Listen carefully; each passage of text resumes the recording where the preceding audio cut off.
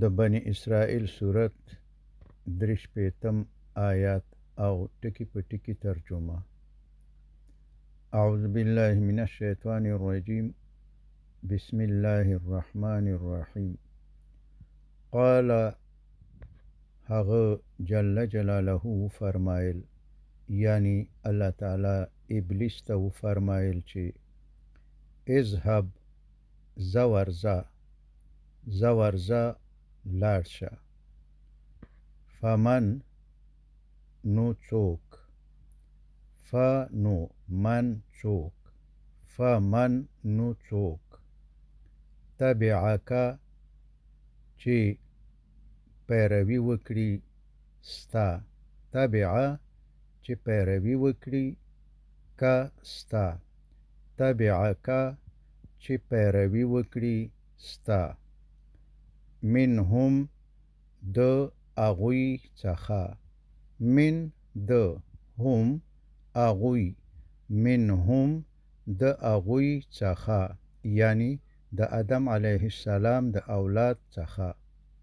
فإن نو بشکه، فنو ان بشکه، فإن نو بشکه،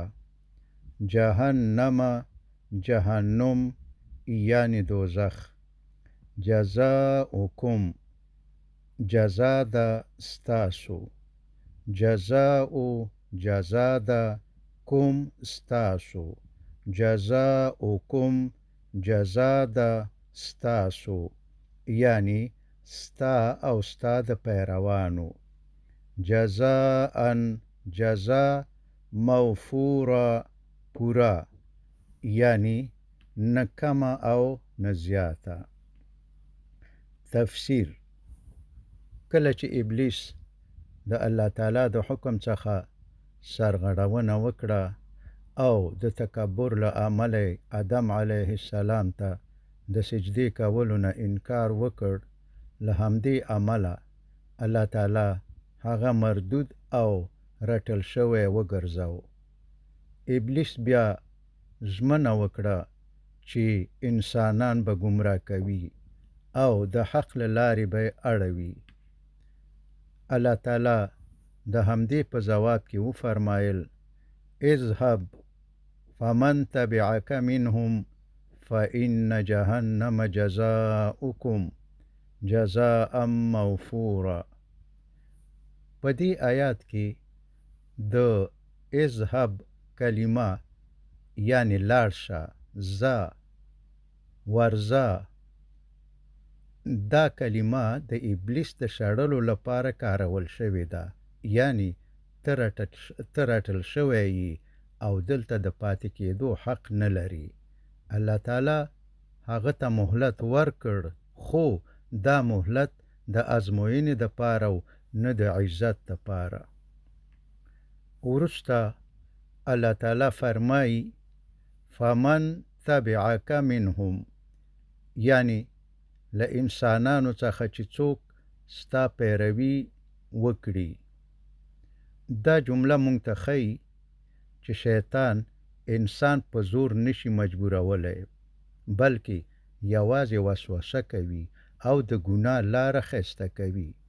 انسان په خپله خوښه پریکړه کوي چې د شیطان خبره ومني او که نه.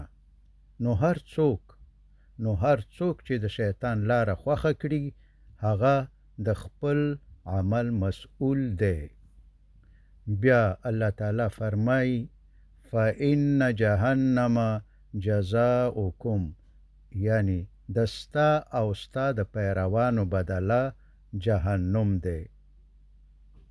دلته په ښکاره ډول ویل شوي چې د شیطان او د هغه د پیروانو انجام یو شان دی او هغه جهنم یا دوزخ دی. دا مونږ ته خبرداری راکوي چې د شیطان لار تل د تباهۍ لور ته ځي. په پای کې الله تعالی فرمایي: جزاء موفورا، یعنی پوره او بشپړه سزا. دا ښیي چې دا عذاب به کم نه وي، بلکې د انسان د عملونو مطابق به پوره ورکول کیږي. نو دا آیات د عذاب د سختۍ او د عدالت د بشپړوالي څرګندونه کوي. وصلی الله تعالی علی خیر خلقه محمد و آله و اصحابه اجمعین.